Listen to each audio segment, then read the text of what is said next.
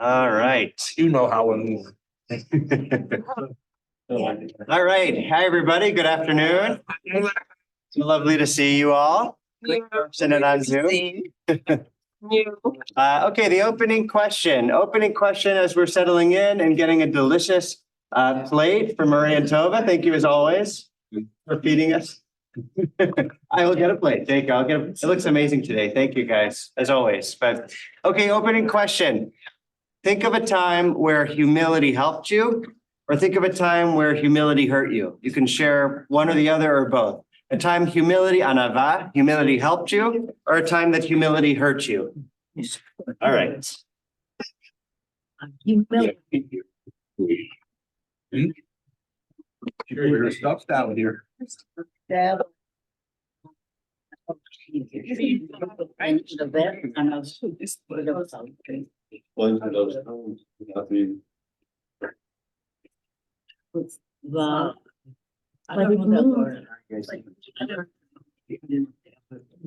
No shit.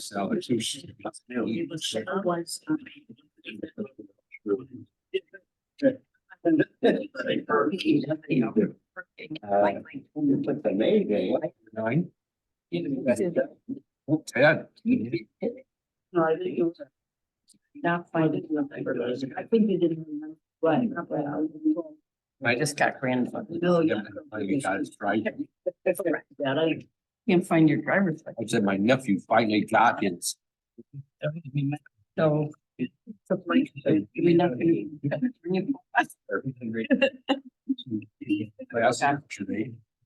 It's time to come home. We're gonna do this. I mean, he's in California. What's he know about driving in the? You do okay? I don't know. All right,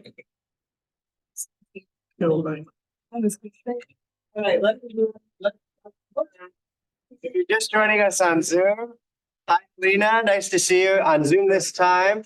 We miss you in person. Hi, Taiba. Hi, Amanda. So the opening question was, think of a time that humility helped you or a time that humility hurt you. Let's do a go around. Anybody want to share? Meanwhile, I'm going to get the source sheet up. Are people being too humble to share? I know, but hopefully this one, there's a different angle. I figured it. That's Rabbi, yes. one thing I could say is that it feels like answering the question could create a situation where humility might hurt. I give you permission, even though you might not want to come across as arrogant. This is a safe place. We won't judge each other for that. If one has been a shul president, there are a number of times when you might find that humility helps you or conceivably hurts you. I think the examples I could think of, and I could go through a number of different ones, but I remember a time when we didn't have a very large agenda. We didn't have a requirement really to hold the board meeting. We just held them. So I said to our leadership group, rather than waste people's time, we should just give them this month off. And I can't tell you how many calls I got from disgruntled board members wanting their time wasted, so to speak, to have the opportunity to have the board meeting. And that was, I guess, a lesson. and maybe it helped and hurt in a sense, because I thought I was giving everybody a benefit. The worst kind of board meeting is a board meeting where you sit around literally being bored because there's nothing.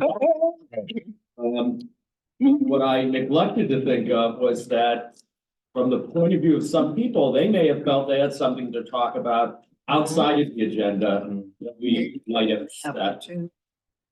So That's interesting. Experience. So I'm I don't know if maybe I'm reading too much into it, but I'm seeing sort of Solomon here where God rebukes Solomon after Solomon doesn't kill Amalek and says, which is apropos to Purim coming up, it says, you might be small in your own eyes, but you're the king of Israel. So sort of this idea of like, well, it's not a big, we can cancel one meeting. It's not a big deal.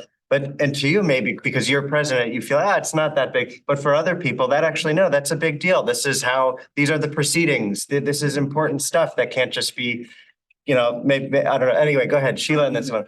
Because I had the same thing. Yeah. I was president of the doctor in Charlotte. And I said, why are we having a meeting? We have nothing new to discuss. We have to have, first of all, there's tradition. Which is Right. very, very important in these things.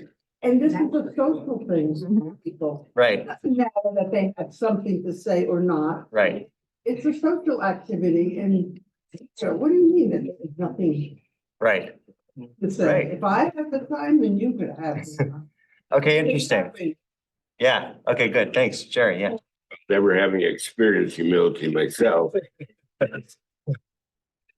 Now, but I can't relate to your question specifically. What I can say is how I experienced humility, which is different than it was good or bad. And that was in my practice when I was seeing children with significant illnesses and was in the presence of their parents who were their caregivers. And I was just in awe of what these families did, they had given up to do. And so I experienced humility in the face of them, but it was not something I did per se. So that's great, right? So sometimes you might feel proud of yourself, and you should feel proud of yourself for your achievements. And then you come across somebody who sort of humbles you, where you say, oh, I was feeling good and patting myself for the good that I do. And then I see somebody who just seems to so eclipse me. And of course, it's not a contest. And this isn't another doctor, this is family, but think, oh my God, and obviously as a doctor, you don't necessarily have the ability to give that much attention to the pastoral care side that a family member could. So not saying that there is a fair comparison, but I think that's a great point that and very relatable. That we might be feeling good and then we come across, I might feel like I gave a good teaching and then I tune into, I know Ron goes to a lot of virtual teachings all around and you see like, oh my God, now that was a shiur, that was a session. Go ahead, a couple more. Rabbi, may I ask a quick one? Yeah. With humility, because since I'm out of town, the last speaker who spoke to me as much about his humanity as his humility, may I find out who the name of that person? Wait, say more. I don't understand the question. You're talking about I don't know. David? I don't know everybody's voice. The physician who Oh, just Jerry was spoke. just speaking. Jerry was just speaking. Jerry. And what's his last name? Ehrenberg. Thank you. Okay, I'm nice. retired, so Actually, yeah. Not a contest. What he said. Well, I'm humbled by, again, seeing reference of a greater rabbit, right? So, Say something, he said, this is not a contest. not a contest. Who's better? Exactly. Right. Good. It's a helpful reminder. So go ahead. Yeah. Is there a rabbi, or maybe some Talmud that says that everything should be in moderation except humility? Good. Well, good. So that's a perfect segue. Because Welcome. I want to talk about. We plan these things. Right, exactly. Yeah.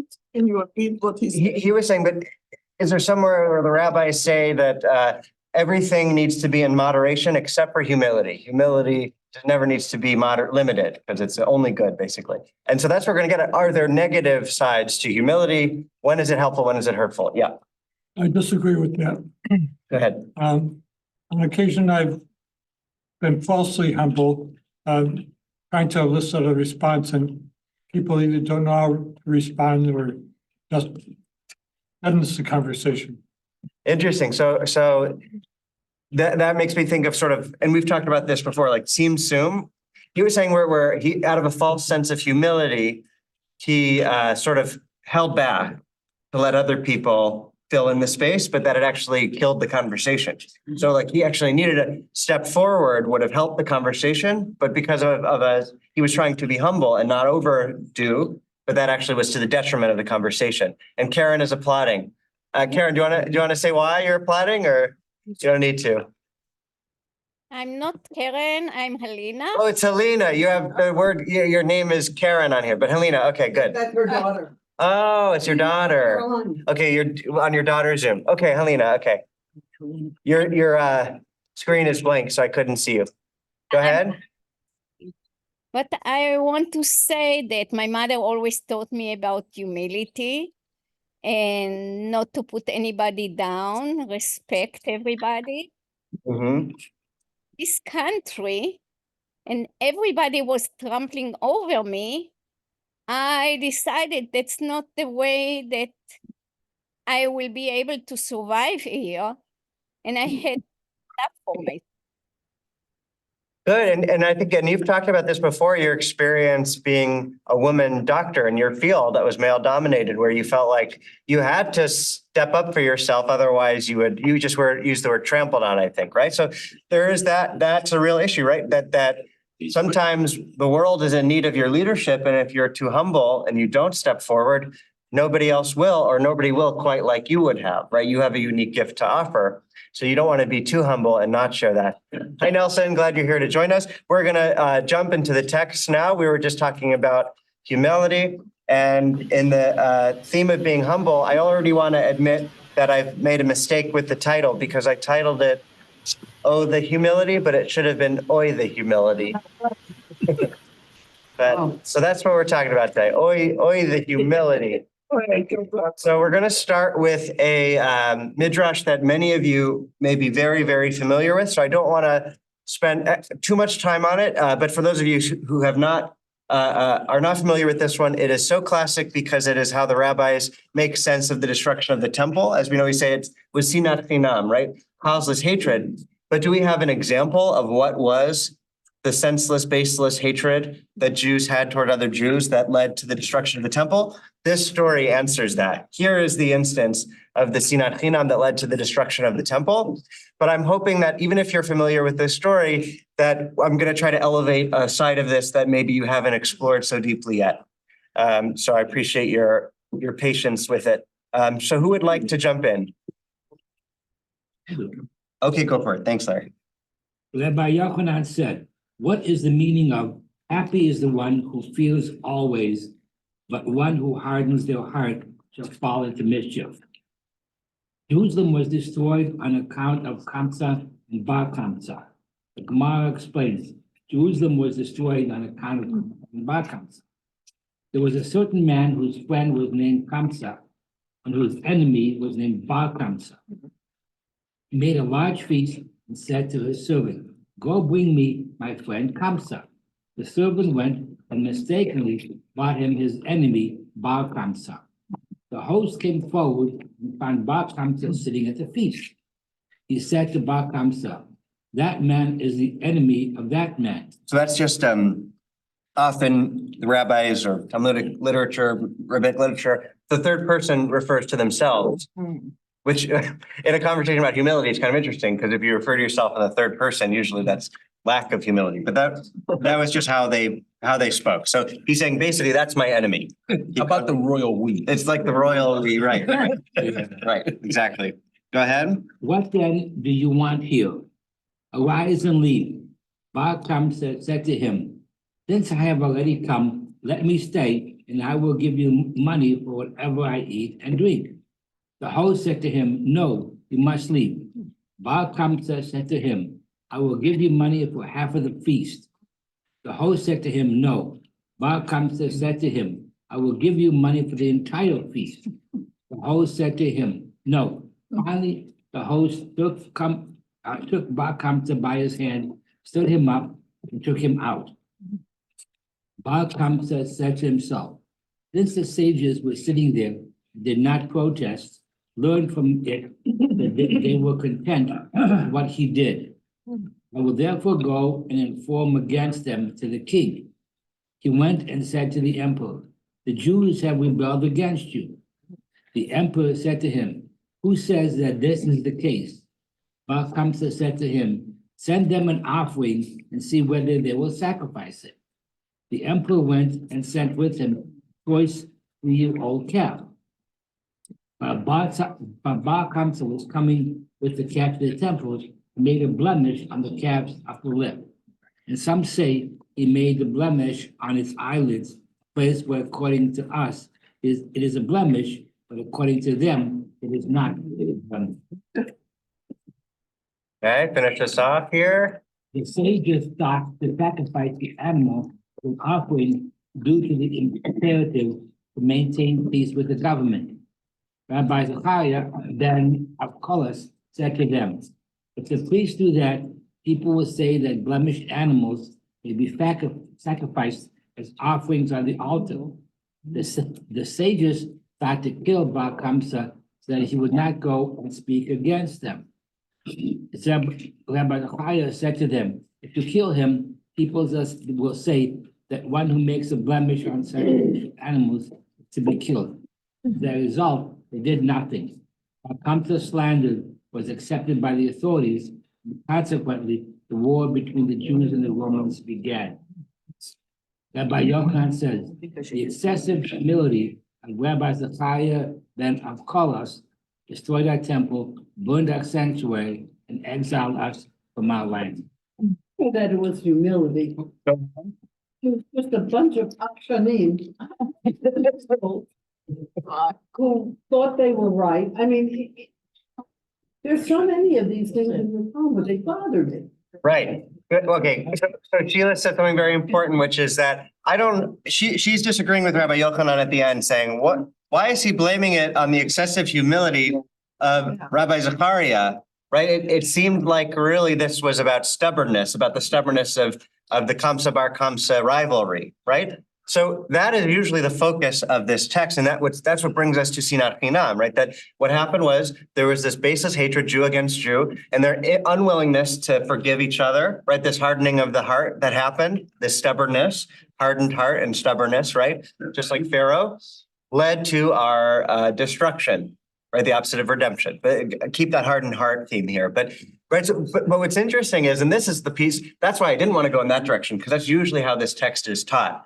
But I want to really make the case for Rabbi Yochanan. I'll go pause on one more sec, but saying that it actually is it's humility that did this, because somehow, and we'll unpack his case for saying that Rabbi Zechariah was too humble, but that is the excessive humility is what destroyed our temple. So more reactions. Ron, go ahead. I'm looking at that and I'm saying, I think the right term is Mariat Ayin. Yes, good. Mariat. That's what I'm seeing here, that they were afraid to do it because of how it would look. Good. So, okay, so let's go there. Actually, I mean, there's a couple of different things there. I mean, yeah. So let's go there first, okay? That's to our end, and then we'll go back and unpack the story a little bit more as it's usually traditionally unpacked. But Ron is saying he's seeing Mared Ayin in here, and by that he's referring to Rabbi Zechariah is saying we can't sacrifice this blemished. It's a goat here, right? Just an animal. doesn't matter, an animal. Yeah, choice kid. So It's a chaya. yeah.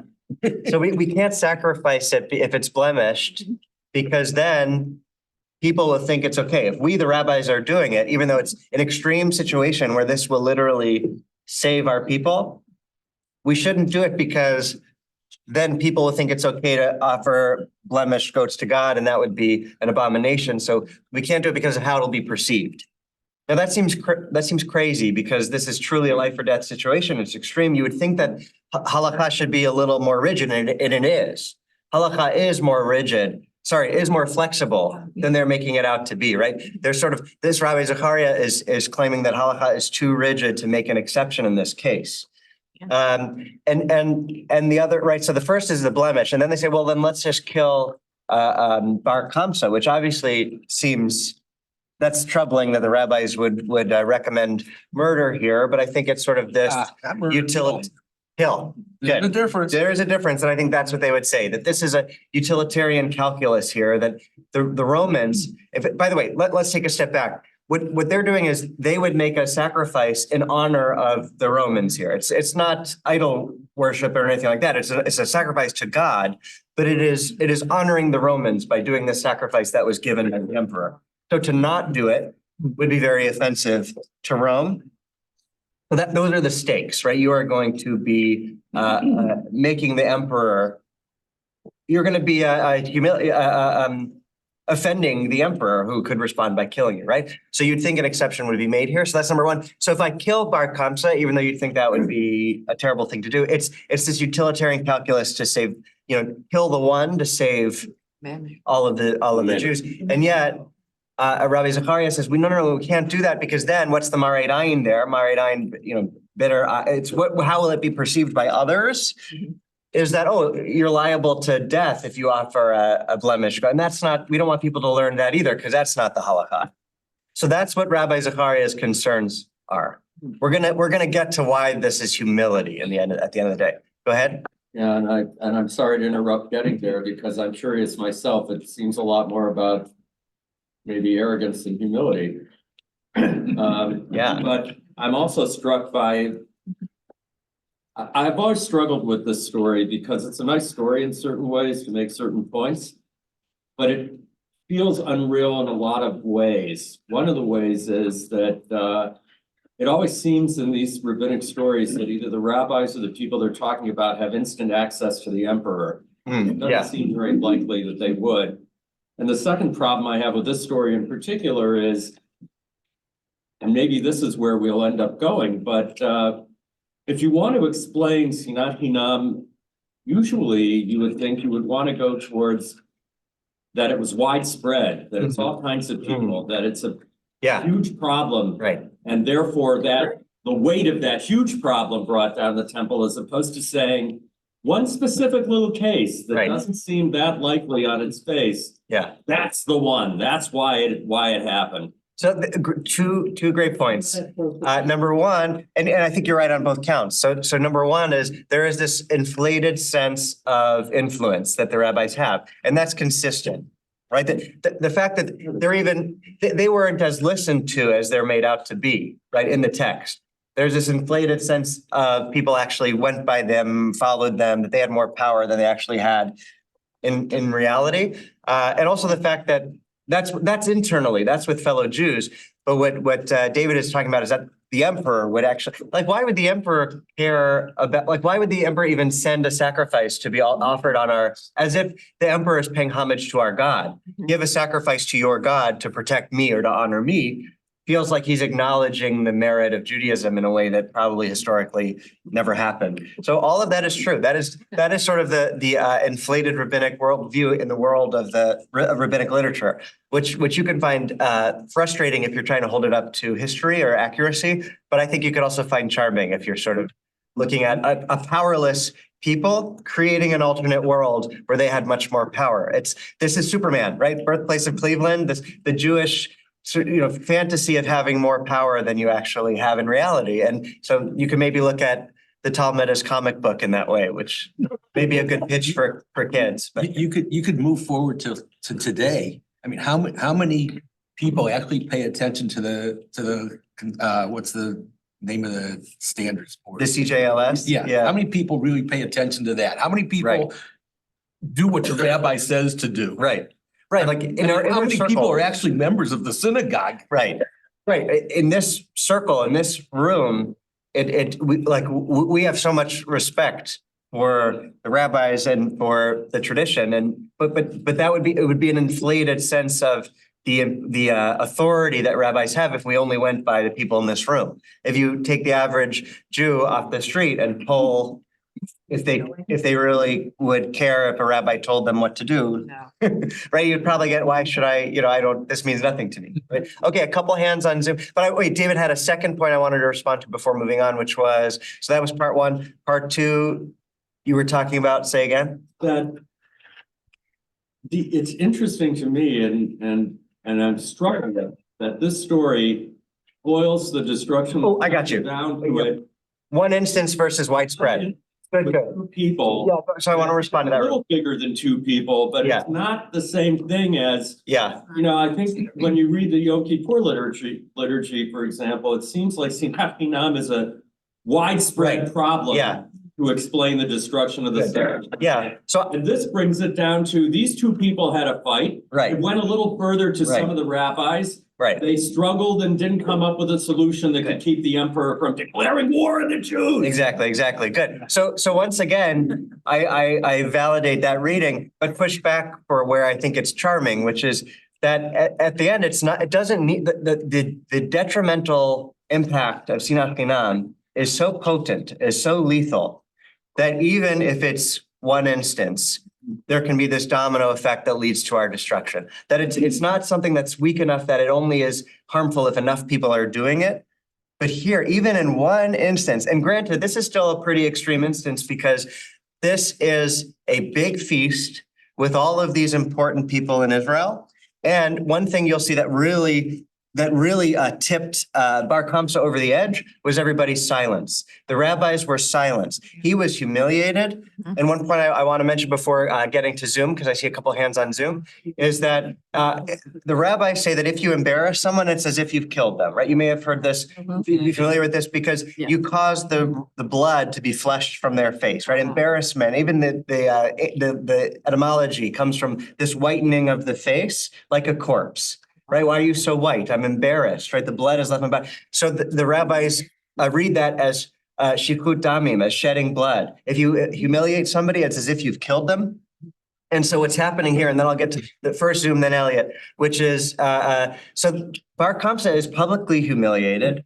There was no tshuva allowed. He said, let's see. He didn't even say, forgive me. He's just saying, let me just be at the party. Don't exile me from this party. We can offline, maybe we can address our differences. Just don't embarrass me in front of everybody. His heart is hardened in this way. He says, no, like Pharaoh, right? No, literally, no. I will let you go, right? You must go. But so even though it's one instance, I would say it is a dramatic instance where all of these important people were present and the rabbis were silent. So even though it's one instance, it's a silence amongst all the important rabbis. So that's very significant. But I would also say that even if it wasn't, even if it was a less extreme case, I like the idea that it only takes one to have a domino effect because of how closely knit we should all be as a Jewish community, that if one falls, we all fall, which there are other scriptural texts I could bring to sort of make that point. But let's go Tybal, then Nelson, then Elliot. It's a minor point, but as someone who does genealogy, sometimes comparisons with our modern sensibilities are fair and sometimes they are not. So I think looking at, even if it were Orthodox movement, but looking at modern affiliations and how we modern Jews feel about authority is not comparable to a society, even when Jews weren't governing themselves. Often, many of the functions of daily life, the rulers left it to the Jews to do that. So in other words, even if you were someone who, let's say in modern terms, did not want to affiliate, you would still need to be affiliated, either because Jews were autonomous and governing themselves, or the conquerors at the time said, you take care of personal status, you take care of this, whatever. Do you see what I'm saying? Yeah, so if I understand you correct, yeah, go ahead. The little poll about who, I know someone else brought it up, but the CJLS, for us in the United States, the model of what Judaism looks like can sometimes be reduced to only religion rather than culture and quotidian functioning. Great. So I think if I'm understanding you correctly, Tybal, you're pushing back on what I said about the rabbis being relatively powerless and inflating their sense of control, and saying that maybe I committed a presentism error where I'm applying present day standards to past society, where they actually there was autonomous government in a sense of like they had more power and control in their society than I'm letting off. But I still think Begadol, like in general, it's fair to say that the rabbis were not as powerful as they had dreamed themselves to be, that we're seeing in this story. Well, I guess the distinction I didn't draw enough is absolutely you are correct over the big things, the life and death, but the quotidian daily, sometimes they had more power depending on the conqueror. Great. Push back on that a little bit. Thank you. Okay, Ron wanted to push back first, and then David, go ahead. All right, my pushback is I think the rabbis were actually in their ivory tower, in their yeshivot, and that the average Jew in those days did not go to Jerusalem 3 times a year to make their sacrifices. Yeah. That they weren't paying any attention to the rabbis. Yeah. So I agree. And we know that the yeshiva was this elite center of learning, right? They used to have a bouncer at the door, right? So to say that it really was in touch with the average person could be a stretch. That's good. David, Sheila, and then Elliot. I had, Nelson, then Elliot. Go ahead, The yeah. additional pushback historically is that the rabbis certainly had, if you will, their niche, but there were a lot of competing forces in Judaism at the time. Right. And if you think about the story, for example, of the throwing of the Etrodim at the high priest, I think that kind of is an example of that. Which is to say, I think Ron's correct that a lot of Jews were probably just ignoring most of this, at least a lot of the time. Some of them were not, but that didn't mean they were following the rabbis. The rabbis' version of Judaism, if you will, triumphed ironically because without the temple, the Sadducean point of view doesn't really hold at all. And some of the other points of view, for whatever reason, didn't hold. And that's a much bigger, different discussion than today's. But I think it's a valid pushback that the rabbis certainly had their forms of influence, but there were a lot of other things Jewish going on in competition with what the rabbis were trying to do. Good. And that continued even after the destruction, although less forcefully, because what the rabbis at that point had to say is kind of what allows us to come to the present day and have this discussion at all. Right. So David's saying it wasn't so, rabbinic authority wasn't even so monolithic. There were factions, right? There were the Sadducees, there were the Pharisees, there's the Qumran sect, right? There were Karaites who were the big rivals of the rabbis about how to interpret. Yeah, the Essenes. So good. Sheila, and I said I don't want to spend too much time on this text, so we're gonna keep it going. Yeah. Maybe the rabbis didn't respond because this is a guy who did all kinds of, Good. Maybe Bar Kamsa had it coming. In other words, he was not, he knew he wasn't wanted and he just pushed himself in. Yes. The other thing I want to say is that in a way, this is like the fairy tales or the fables. In other words, we pick and choose who we're going to praise and what moral do we want to. Yeah. And they did have, presumably they read Aesop's fables. I mean, that we assume. Yeah. Yeah, it would be interesting. How learned were these rabbis about Greek literature and literature of the other countries around, the other civilizations? Yeah, so great points. A couple of things. One, yeah, I think it's very safe to say that they were familiar because we see the cross-cultural influence, absolutely. But I just want to say in terms of Bar Kamsa having it coming to him, I think that's a very fair read. Although I would say if we go back to the Peticha here, right, the opening verse, Rabbi Yochanan is saying, happy is the one who fears always, but one who hardens their heart shall fall into mischief. So I think in terms of what is the moral we're getting from this, quote unquote fairy tale, I think it is that the host hardened his heart and fell into mischief. That even if Bar Kamsa quote unquote deserved it, the host did not go about this correctly. He should not have humiliated him publicly, and the rabbi should not have been silent as this was going on. No matter how heinous this guy may have been, public humiliation is severe, right? It's murder. And they just let it happen, right? What could they have really done? In other words, you're talking about two very strong personalities, Kamsa and Bar Kamsa, and it sounds like the rabbis were afraid of both of them. Yeah, good. No, very fair, very fair. Nelson, go ahead. I was going to complain. We know nothing about Bar Kamsa. He might have been the best buddy of the emperor. And with the fact that he was there, it was as if the emperor was there. And they really were insulting the emperor. We don't know. Yeah, no, that's fair. Good. Good. It brings layers to this, right? We're not sure. Go ahead, Elliot. Yeah, I think as you listen to this back and forth about humility and so forth, and about what people say about others, brings to mind the day-to-day high frequency with which I hear Lashon Hara. Not totally away from this school, unfortunately. Who is gossiping? Share their names. Rabbi Ben Yochanan Zahar. Anyhow, I think about that, and so much the buzzword these days is being mindful. The shul has mindful programs, right. Some Shabbases, anyhow, I think if one is mindful, one will be more sensitive to lashon hara, and perhaps it won't destroy a temple, but it could destroy a person in Yes. different ways. Beautiful. So always a helpful reminder. It's so easy to fall back into it and how we have to be careful. Thank you. Yeah, Jackie, and then we're going to move on. Go ahead. I'm finding myself drawn into a larger circle in terms of time, place, and people. We're dealing with the same problem. Mm. I'm seeing the Montagues and the Catholics, Nice. and that didn't end well either. Mm. I think the fact that this moral became such a universal for people who are able to read and who investigated what was said. And we're in the same situations. People are doing the same kinds of things.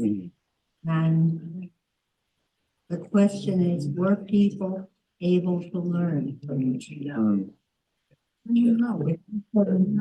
Create situations. When Romeo came into the party, he didn't get thrown out, but was told not to come back. And he didn't do the humiliation. And he didn't want the humiliation. He learned what he had done was a problem. And are we ever learning from that problem? We keep seeing the same stuff over and over again with the same kinds of people over and over again. Yeah. Right. Where are we learning? We're living it again. Yeah. Good. So Jackie is seeing this as perennially relevant, right? That we keep making these mistakes of getting into these Jets and Sharks, Capulets and Montagues. It's like inability to bridge the divide between us and just endless cycle of hate and a hardening of hearts against one another. I do want to move on. Is it urgent or do you want to? I am moving on. Tell me if I'm wrong, but it's the humility, therefore, that Rabbi Yochanan is talking about, the inability of Rabbi Zachariah to overcome the idea that God said, don't offer a blemished animal. How can we? Good. Ostensibly, yes. So that is where I wanted to go, which is, okay, so what at the end of the day is the humility here? Why is Rabbi Yochanan saying, and if you remember, Rabbi Yochanan was carried out in the tomb. He fakes his death to say, give me Yavna, right? To the emperor. So we studied him before, but he says the excessive humility of Rabbi Zachariah destroyed our temple. What he's referring to is Rabbi Zachariah only shot down what the rabbis were suggesting about, first they said, let's slaughter it anyway. And then he says, no, because they'll think that it's okay to do that. Okay, well then let's kill Bar Kamsa. Then no, because I don't think that's liable. And he didn't actually offer any productive counter. We all know people like this, right? Who, without saying names, because that's the Lashon Hara, but who would shoot down an idea, but not offer their own. But ultimately, where is the humility? It's that it's a failure of leadership. For one thing, he's not willing to see halakha as flexible. He's not, like you were saying about taking a step forward and saying, here's how we can actually adjust to this. Here's how we can respond to this challenge. He's only shooting down what's being suggested, and he's unwilling to engage with halakha, with leadership, and actually come up with a way to get around this problem. And as a result, remember, here it says, as a result, they did nothing. Bar Kamsa said, right? They did nothing because they ultimately didn't have a leader in Rabbi Zachariah to step up and either support one of the plans that had been suggested or come up with his own. And so what Rabbi Yochanan is saying is that he didn't think himself worthy of actually having an idea that would help the situation. So I want to draw this parallel to the rabbis who saw this public humiliation and said nothing. And Rabbi Zachariah here, who didn't think that he had anything of value to share or any take on halakha that would be a creative solution to this People problem. who've been through thought that the people who did nothing and said nothing were equally culpable. Right. That silence is complacency, that the world doesn't end with a bang, but with a whimper, to quote an anti-Semite, T.S. Eliot. But he was saying that it's silence that's more deadly than it's not going to be the bombs. It's not going to be, it's evil proliferates when good people do nothing. Right. So we have that all through the story, but that's where the humility comes in, is not believing that you were capable or worthy of coming up with a solution or saying something. So the silence that is born of excessive humility. Okay, I want us to move on now to another example, another story that I love, another Midrash that I love, very, very similar, but a different case. Who wants to read?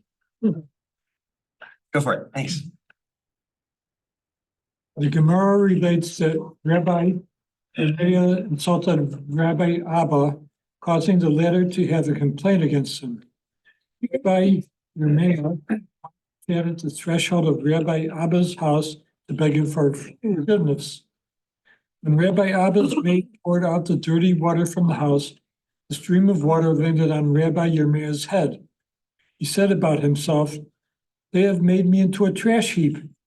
He said this verse about himself, "Who lifts up the needy out of the trash heap?" Rabbi Abba heard what happened, went out to greet him. Rabbi Abba said to him, "Now I must go out to appease you for this insult, as it is written, go humble yourself and urge your neighbor." Good. So a couple things here. Number one, here we have another story similar to Kamsa and Bar Kamsa, where the door to Shuva, the door to repentance has been closed before the penitent. And this is actually something the rabbis talk about a lot, that you're not supposed to close the door to the lender, but here I'm saying to the one seeking tshuva, the one who's knocking on the door of tshuva, of repentance, you should open the door, right? The rabbis say that this is actually going into Maimonides, that in Mishnah Torah 3 times that you're supposed to appease somebody that you've wronged, and after the 3rd time, you're supposed to space it out, let their anger cool. And if they still don't forgive you after 3 attempts, then you're absolved of having to seek that forgiveness. And in fact, Maimonides turns it on the person refusing to forgive, saying that that person has now transgressed because they're closing the door to tshuva, to repentance. That's a separate conversation we can get into about, well, are there unforgivable sins for which you actually, it would be wrong to forgive? Because, and I think we can obviously we can think of examples and come up with why that would be the case. But in any event, Pharaoh was punished. Yeah. Right. And that goes back to the hardened heart, right? I do think the Pharaoh is being invoked with this hardened heart image. But what I love about this, so he's quoting, did anybody recognize what service this comes from? Me'ashpot yariv evyon leoshivim nedivim ve'amo. Right? Yeah. Yom Kippur, any other? When do we sing this? What service? It's part of Hallel. It's part of Hallel. It's part of Hallel, exactly. So what I love is we're getting this story around this verse too, which is that Rabbi Yirmiyah comes to seek forgiveness from Rabbi Abba, and is on his threshold, and Rabbi Abba's maidservant is dumping the garbage, like the wastewater outside the window. It lands on him. I don't think that was intentional. I think it was an accident. But he responds, "They've made me like an ash heap," and quotes of God, basically a prayer here saying, right, "Me'ashpot yarim evyon," like God lift me from this trash heap that he literally has become. But what I love about that symbolically and here literally is that when you close the door of repentance on somebody, you're treating them like garbage, right? Like they are not capable of being a human being who can change and grow, but that they are defined by their sins. You are garbage. You committed this act, and so you are that act. You are garbage. Go ahead. When you speak about this, reminded of Ne'ilah, the closing of the gates in Yom Kippur. Right. The last chance. Right. Right. Yeah, we're taught God always forgives, but we have this closing of the gates. Right. If you envision a gate closing, Yes. that's a very powerful image. Absolutely. And you should be thinking about Yom Kippur, because look at where this comes from. This is from Yoma. This is from Tractate Yoma. This is about Yom Kippur. It's about the idea of what does God, Yom Kippur absolves you of sins between people and God. But but it does not absolve you from sins against people. Ben Adam LaAdam, that you have to appease your neighbor. You have to seek forgiveness. Otherwise, Yom Kippur won't absolve you of those sins. Apologize first. Right, but that's where the humility comes in. So thank you. So when you go to the end, Rabbi Abba is quoting from Mishlei from Proverbs, saying, "Go humble yourself and urge your neighbor." Urge here, it's about hitrapas. It's also like appeasing, right? So go and appease your neighbor, but that takes a certain humility to be the bigger person, to say like, okay, this may be beneath me because I feel pride. My pride was insulted. This person insulted my pride. So to put that aside and humble yourself and say, you know what? I am going to forgive this person because it's not all about me. Like this person needs this forgiveness in order to, right? So it takes a certain humility to put that that insult on your pride aside for the sake of reconciliation. Nelson? But I'm a little lost because Rabbi Abba is doing it. I mean, he is apologizing. Right. So I'm bringing this as not as a like parallel text with the first, maybe a counter to it, right? So here is where the unfortunate incident of Kamsa and Bar Kamsa is avoided because there is not there's not excessive humility, but here there's the right amount of humility that allows him to open the door, literally and figuratively, of repentance. So we're trying to find the right balance of humility here, right? Well, because he doesn't say, for example, oh, the maid spilled the garbage water on you, you deserved it. Right. He goes out to apologize for that. Right. Right. So here is where, the first case was bad humility. Rabbi Zachariah has too much humility and doesn't speak up, and the rabbis are silent. So there is a silence born of excessive humility. Here, it's the right amount of humility that finally gets him to put his pride aside and bridge the divide that was between these two people. Like in the first text, that divide was too great, that nobody was willing to put their pride aside. So that's also like excessive arrogance to bridge that divide and reconcile. But in the second text, there is a willingness to reconcile. More thoughts before we move on? Well, the big difference here is that Abba never actually was approached to give him forgiveness. He only got as far as the door.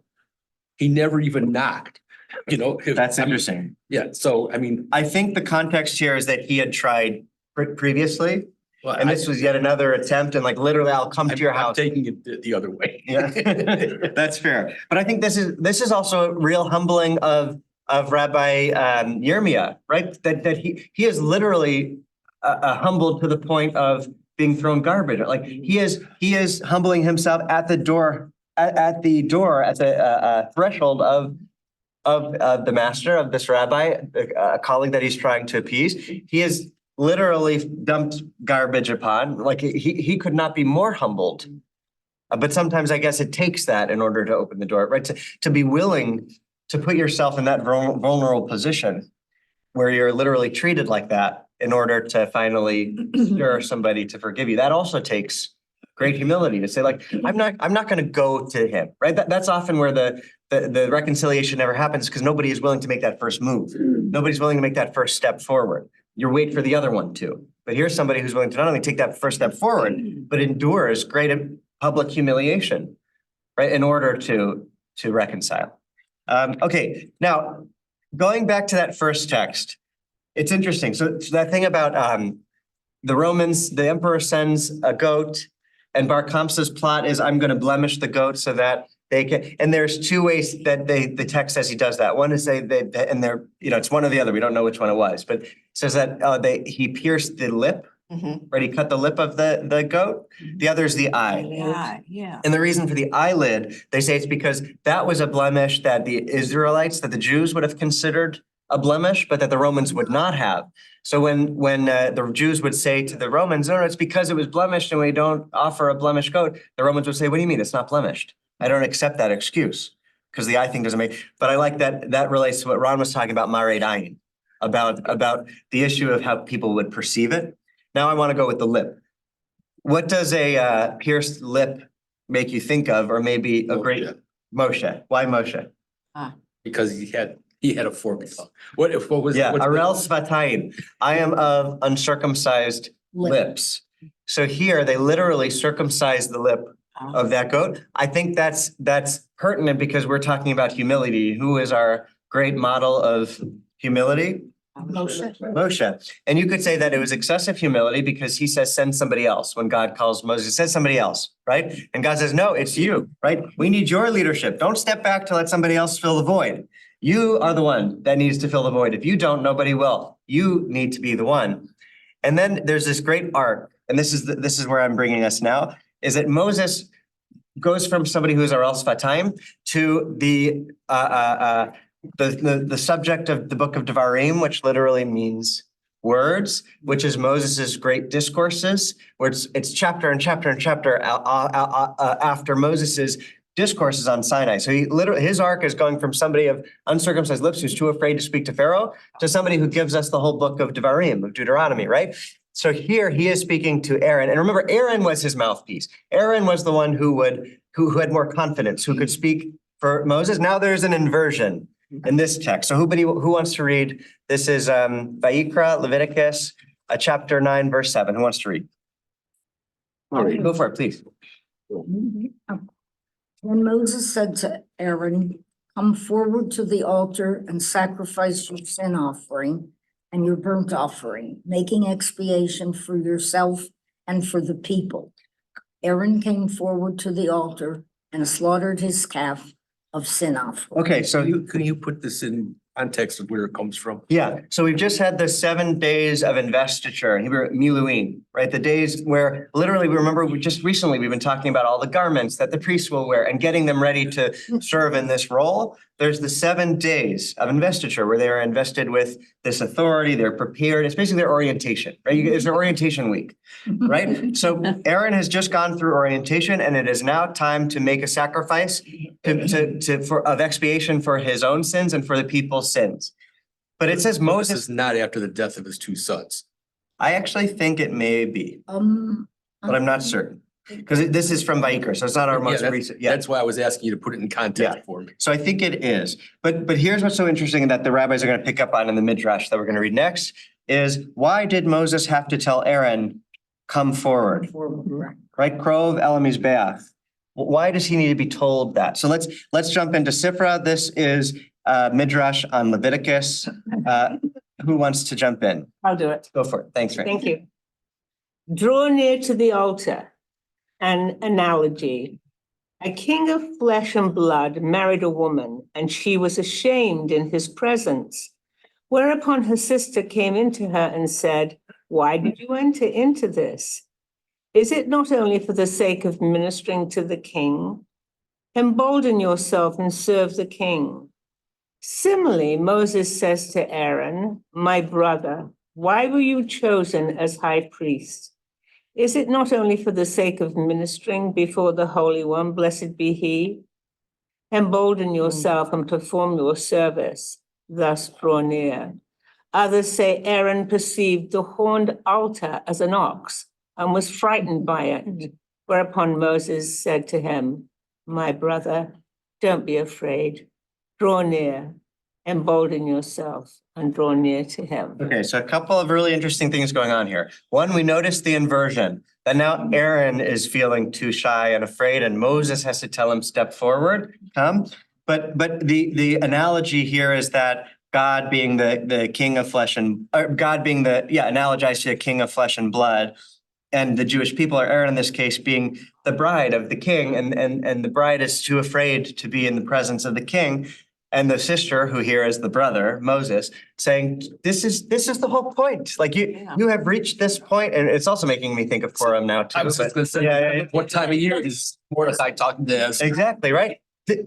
This is your chance. You've been prepared, you're ready, your life has led you to this moment. Have courage and go do what you were born to do, right? Go be queen, right? Go stand up for our people. Go serve God. right? And But Aaron was terrified when he got into the golden calf, and they were gonna stone him. right. So here's what's so interesting about that. So the altar four horned. It's four cornered. The altar has horns. And literally, if you look at it, there are literal what look like horns at the four corners. The carne as we made mizbeach, right? Karen is the horns of the altar.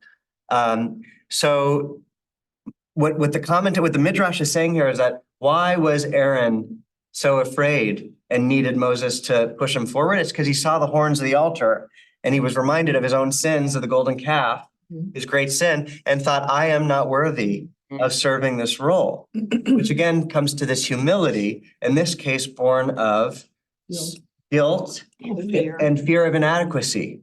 Who am I, right? It's mianochi, it's the Moses thing at the burning bush. It really has been a complete inversion. Isn't that also kind of emphasized by the fact that it's a calf for a sin offering as opposed to, say, a goat? Not only is it calf, what is the Hebrew that's used? That's why I brought the last text. Wait, let me see. Where is it? Oh no, go back one. It's by Krava Haran, El Mizbeach. So he came near to the altar. It's Egel. But yes, Vayishkat et ha'egel, hachatat, and he slaughtered the egel. And I think this is literal, but it's also symbolic. It is a literal sin offering, but he is also slaughtering that feeling of inadequacy. He has to defeat the egel inside of himself that is making him feel so inadequate. He literally offers onto the altar his own sense of inadequacy and steps forward into the leadership position. So that just like Moses, right, this idea that so often we are silenced by our own feelings of inadequacy, and the cost is none other than the destruction of our people, of the temple, because we have something so important to say, but we don't say it because we think we're inadequate. So how do we literally slaughter whatever the golden calf is for us that makes us feel guilty or unworthy in order to say what needs to be said that will ultimately help contribute to the redemption of our people. So I just want to end with this final text. This is commentary on this same moment. This is Ramban. This is Nachmanides. Who wants to read? Go ahead. Thanks.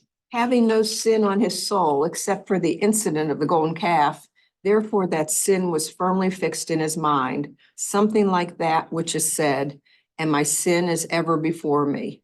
It thus appeared to him as if the form of the calf was there in the altar, preventing his attaining atonement through the offerings he was to bring. That is why Moses said to him, embolden yourself so that you should not be of such humble spirit. Right. So there again is the excessive humility. I want to go off the track a little bit. 'Cause Yeah. I said something to you as you were walking around greeting everybody last. That, instead of talking about the Egel Zahav, you talk about the Parah Adumah. Right. And I'm thinking about that and I'm saying, well, the Parah is a grown-up Egel. And that's what's used to purify her. Oh, interesting. So this is the same sort of thing. That's nice. So the maturation of that feeling of guilt into something that is cleansing, that actually absolves you of sin. And it's interesting, right? Because this is Aaron absolving himself and the people. First, he has to make a sin offering for himself. Then he can make a sin offering for the people. So first, it's like all these stories where we're talking about these two rabbis who are not forgiving each other or who do forgive each other. But then this final text, which I brought here, is the point is you have to forgive yourself, right? That there is that is a necessary step in order to, right? That there is humbling yourself before yourself too. And sometimes you need others to help you do that. Yes. Like bolster you up a little bit. You can do it. Right. Beautiful, right? You need a friend, you need a sibling, you need a brother or a sister, either by blood or not, to make you feel worthy and of forgiving yourself. So oy, the humility, it can be a great asset or it can be a liability. You get people who play the humble game. I'm humbler than you are. Right. You're. Other people who won't say, You say that, you're not. Right. Right. Right, exactly. Or it becomes disingenuous. It's not actually, it's an act or a show. I like, Go ahead, yeah. I like that Sheila was talking about fairy tales. I was thinking to myself, all these missionary fairy tales, none of them ever happened. They're just stories to make points. Well, we don't know. I think if you're looking, you don't want to read Midrashim as historical document. I don't think you want to do that. At the same time, I do think there are historical points to glean from it, things that were accurate. But again, you don't want to read it as if it's, pure history. So, yeah, right. It's for the deeper truth behind it. But so I just want to, I'll let Bob have the final word, but just want to say one more time that humility can be helpful and it can be hurtful. It is most hurtful, I think, when it makes us feel inadequate and so causes us to say nothing instead of taking that step forward, whether it's that step forward to reconcile with somebody and forgive, or if it's that step forward like Aaron to the altar to into leadership position so that we're not silent like the rabbis were, but that we say what only we can uniquely say. Thanks. Okay, Bob. I humbly request permission to not be here the next 2 weeks. We are going away. Where are you forgiven? No, I won't forgive you. Heart and heart. Yeah. Where are you going? We are cruising. We are doing the reverse of the cruise the Berkowitzes are in today. The Berkowitzes are going from San Juan, Puerto Rico to Brazil to the Amazon. We're getting the same boat on the Amazon and coming back to Puerto Rico. Sounds nice. Yeah. Enjoy. Safe travels. So I assume the Wi-Fi won't let me get on, but No. Boy, God, you say. Yeah. You speak Portuguese? Only miss you, Bob. We will miss you. We will miss you. Safe. So thank you, as always, everybody. Helena, yeah, what did you say? I said, be safe. Yeah. Be safe. Be safe. Always love learning together and have a good day early. Shabbat Shalom.